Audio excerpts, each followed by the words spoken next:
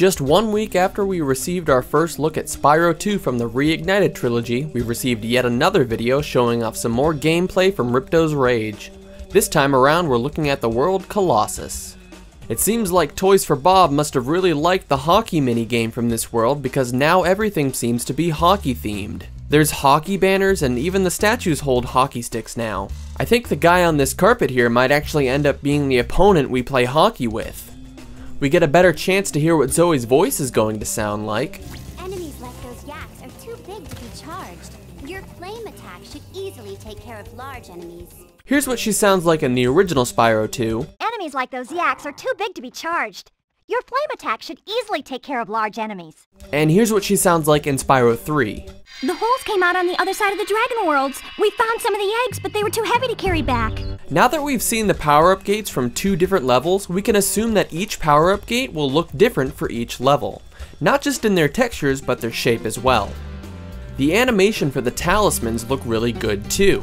It's not too flashy like the new orb animation, and I like that. However, this kind of throws the whole idea that the orb animation was a placeholder right out the window. After receiving a talisman, Spyro does a rejoiceful victory animation. I love that they're really bringing Spyro's character to life with these new animations.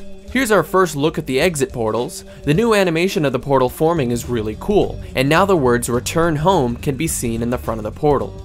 While I think this world looks really good, there were a few little things I noticed that I didn't like and could be fixed. Keep in mind that this game is still in development and is a work in progress, and these small things in no way ruin the game. Anytime Spyro breaks open a gem basket, the gem pops up into the air just as it did in the original game. However, it doesn't always seem to work and the gems can sometimes get stuck. I'm sure Toys for Bob will work out this bug with no problems. The chant that the brothers do whenever they need to use their powers is very different now.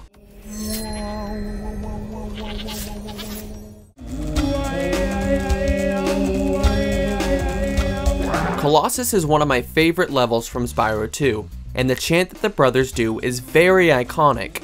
I'm sure I'm not the only one that prefers the original on this one. When Spyro speaks to Zoey, all the enemies in the background seem to freeze momentarily right as she begins to speak. This is another bug I'm sure they'll have no problem fixing. When the Yeti gets squashed, it happens very quickly. It isn't entirely clear that the Yeti is what caused the ceiling to collapse, so I think they should change it to be more like the original cutscene. The last thing I had a problem with is the framing of the camera whenever Spyro speaks to an NPC. In the original game, the camera is always positioned so that both the faces of Spyro and the NPC are visible and not covered up by the speech bubbles. However, it seems that sometimes when Spyro speaks to certain NPCs, his face gets covered by the speech bubbles. I wanted to address something that I failed to mention in my Idle Springs analysis. The gem shapes and colors are different from how they looked in the Spyro 1 Reignited gameplay. So now we know that the gems will look different between each of the games, keeping true to the originals. This also means that the updated gem sounds might only apply to their respective games as well.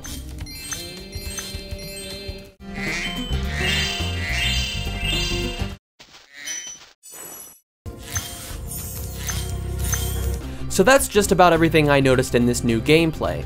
Let me know if I missed anything in the comments below and any other thoughts you might have. Thanks for watching Solo Delta Gamers, and don't forget to comment, like, subscribe, and all of that other fun stuff.